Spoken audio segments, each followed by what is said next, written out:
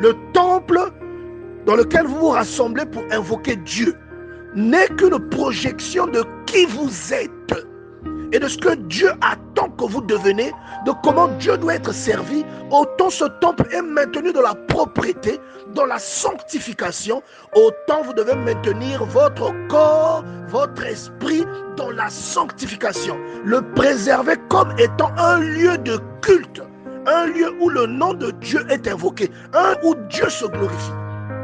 Voilà pourquoi 1 Corinthiens chapitre 6 déclare: ne savez-vous pas que votre corps est le temple du Saint-Esprit qui est en vous? Dieu habite en vous lorsque vous êtes sanctifiés. Lorsque vous entendez parler du tabernacle construit dans le désert, c'est une projection de qui vous êtes selon Dieu. Vous, Dieu vient résider en vous et commence à s'illustrer.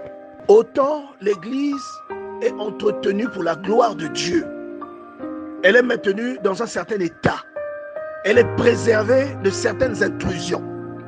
C'est seulement une leçon que Dieu vous donne à grande échelle pour vous enseigner de comment vous devez vous conduire vis-à-vis de vous-même. Vous êtes le temple de Dieu. Et il y a des choses que vous faites qui sont l'illustration de la destruction de ce temple. Lorsque vous faites des choses que Dieu désapprouve, vous devenez vous-même l'ouvrier destructeur de ce que Dieu a établi en vous. Et vous empêchez Dieu d'entrer dans sa maison, qui est votre cœur, à cause de vos comportements. Tu dois prendre soin de la maison de l'Éternel. La Bible déclare dans le livre de 1 Corinthiens au chapitre 3 verset 17, si quelqu'un détruit le temple de Dieu, Dieu le détruira, car le temple de Dieu est saint. Et c'est ce que vous êtes. Vous comprenez, non? C'est ce que vous êtes. Vous êtes le temple de Dieu. Et il y a des choses que vous faites qui sont l'illustration de la destruction de ce temple. Il y a des gens qui ont beaucoup de possessions, beaucoup d'opportunités, mais qui ne profitent jamais de ces opportunités. Il y a des gens qui ont des maisons dans lesquelles ils n'habiteront jamais. Il dit, vous mangez, vous n'êtes pas rassasiés. Vous buvez, vous n'êtes pas désaltérés. Vous êtes vêtus et vous n'avez pas chaud. Le salaire de celui qui est à gage tombe dans le sac percé. C'est parce qu'on n'a pas égard à Dieu que l'on subit ces choses décrites dans Agé 1 verset 6. Ce que vous avez rassemblé, pourquoi Dieu a-t-il balayé cela au loin? Il dit l'Éternel des armées, à cause de ma maison qui est détruite. Ne pensez pas que la maison dont Dieu se plaint de la destruction, c'est un bâtiment qui est à l'extérieur. Ce n'est qu'une image. La maison qui est détruite, c'est vous qui êtes détruit par le péché.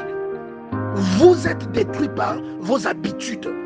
C'est pourquoi Dieu vous prive du fruit de vos efforts. Vous ne laisserez jamais entrer un chien, par exemple, dans un temple. Vous ne laisserez jamais entrer, vraiment, vous prenez des poubelles, vous venez les renverser dans un temple. Même dans votre propre maison, vous n'accepterez pas. Et la Bible vous explique que le temple là, c'est vous. Lorsque tu fournis beaucoup d'efforts pour embellir l'église dans laquelle tu pries, pour embellir le temple, et que tu ne fais pas autant d'efforts pour t'embellir toi-même à l'intérieur, parce que le temple là n'est que le reflet de qui tu es. Donc quand tu n'as pas compris cette leçon, tu es un ignorant, et malheureusement, il est difficile que tu profites vraiment de ce que tu sèmes. Et la Bible te déclare dans le livre de Agé, je vais encore lire au chapitre 1, à partir du verset 9, vous comptiez sur beaucoup, et voici, vous avez eu peu.